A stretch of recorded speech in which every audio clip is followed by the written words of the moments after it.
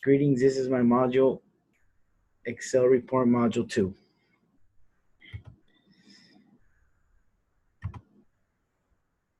So I'm sharing my screen here. Of course, we're going to start off with my cover page, moving on to scenario 1, where we talk about learning, communicating on the half-life of medication. So we have a medication of ibuprofen, the half-life of Extradin, and then we have Tylenol here. Talks about dividing numbers by halves. A number can be divided by half infinite times and get closer to 0, but it will never be equal to 0 because there is an infinite number of places after the decimal point. So here we're talking about ibuprofen and the half-life of ibuprofen. You can see that we have a bell-shaped curve and we have a formula, and that formula has letter E on it. What is the term E? Is an irrational number. We multiply it by half-life by E, then proceeded to multiply the exponent by the numbers of hours to find our trendline equation number. Trendline equation is a formula that finds a line that best fits the data points, and it helps you find how much medication you have in you. So for example, we have the hours here and we have the half-life for ibuprofen. So in 1.9 hours, the half-life of ibuprofen went from 800 to 400, and it keeps going down and down and down as time progresses. That is very helpful, so you know how much medication you still have in you and how much you can input on the dosage. Calculating the half-life of medicine can be beneficial because you are informed of how much medicine is in you, like I mentioned, and how much you can dose yourself again, depending on the time. Scenario 2, correlation in GMO illnesses. We're talking about percent of GE Corps here grown in the US, and as you can see that each year it's progressing. We're talking here about number of children 6 to 21 years old with autism served by the IDEA. As well, you can see that it's increasing. Deaths due to essential infection. So what it's saying that it kind of has some type of match or uniformity that, you know, some of these crops made by the GE can have some type of effect in people's deaths as well. Okay, so we're talking about this hospital discharge diagnosis here of peritonitis. And you can see that the peritonitis and the acres of BT corn plated are also very matched. So you can make an assumption that, you know, that GE crops are affecting humanity and causing many deaths. Do we trust these sources? I believe we do trust these sources because they give accurate information, and it shows graphs as well with very informative and show accurate information.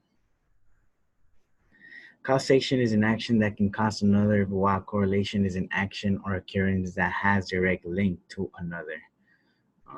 To better evaluate information you are giving about your health and food, it's also good to do research on what you're consuming, and also not consume any type of food that is going to cause you any type of harm.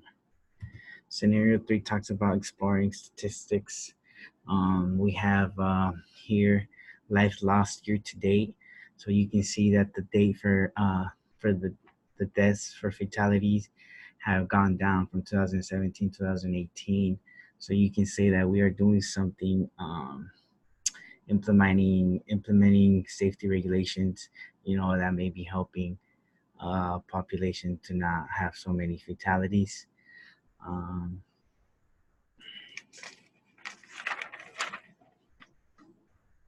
So you can say that we are improving.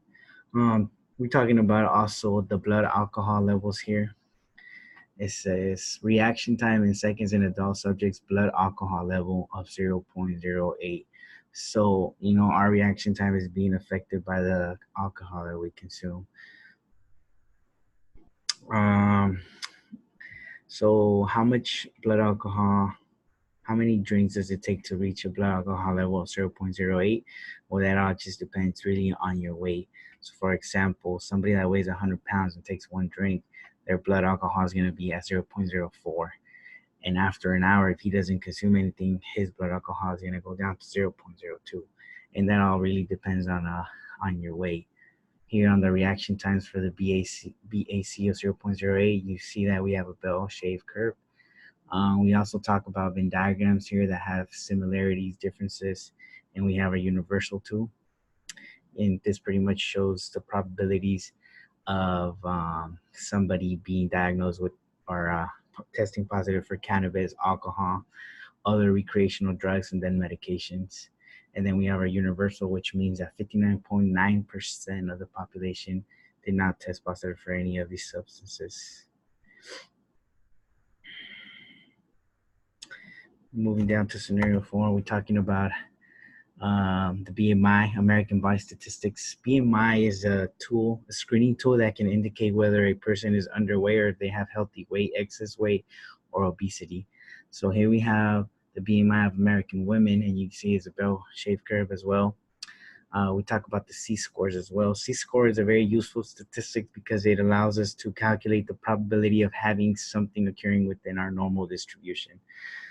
Okay, so if we click on the cells, you see that we created the formula and we came up with all of our C-scores. Same thing for the men, and we have our mean or standard deviation there and our confidence interval. As well, we have a bell-shaped curve, and then we made one for myself, my mother, and some random person. You can see that my BMI is 27, and I created a line here to show 27, which is right before the 30. We also implemented C-scores on that. When we talk about Americans having probability of obesity, it all depends really on what state you live in, because state of Arkansas has a high percentage of obesity, which means that if I live in Arkansas, I have a higher probability of being obesity than living in California that has a less percentage of obesity. That means that I'll have a less probability of being obese. Scenario 5, we talk about measure of probability. So we're talking about households in the wealth group percentages and owner of all U.S. wealth percentages as well. So we talk here to explain a little bit more. When it says owner of all U.S. wealth, 35.4% falls down on the group of 1% of the population. We created bar graphs to show it too. And if we summed up all the owner of all the U.S. wealth, it came up to 100% populations. Talking about federal taxes as well, and shows where our federal taxes are going to. And you can see a big part is going to Social Security, Medicare, and then defense and international security assistance.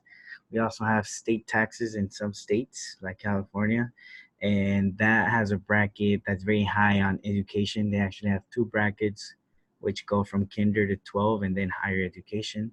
Then you have Medicaid, and then all other has a big chunk percentage as well.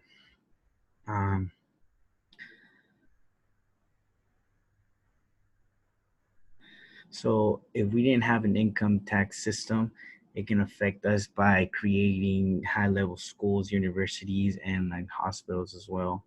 I think we do need a tax system also to pay the funds for our military, our police officers, and our firefighters. Now in scenario 6, we chose 2 cities that we want to live in and where we saw ourselves in 5 years. So a Border Patrol agent makes a good salary of $97,000 per year. I found a home in El Paso, and then I found the federal taxes, and I added all of those stuff. So my salary would be $8,000 a month, disability, and grand total a sum of $9,241. Then our monthly expenses would be our mortgage, car, federal taxes, and then we implemented the cost of living, which is $755. It's very important to find out the cost of living depending on where you live, because like in my scenario, the cost of living in California is way higher. So those are the things that I have to keep in mind when I'm budgeting and making sure I have the right salary to live in those type of cities. A major difference here that California has state taxes, so that's something that you have to implement as well. Here there's a chart for the state taxes in California, and it's about 10%.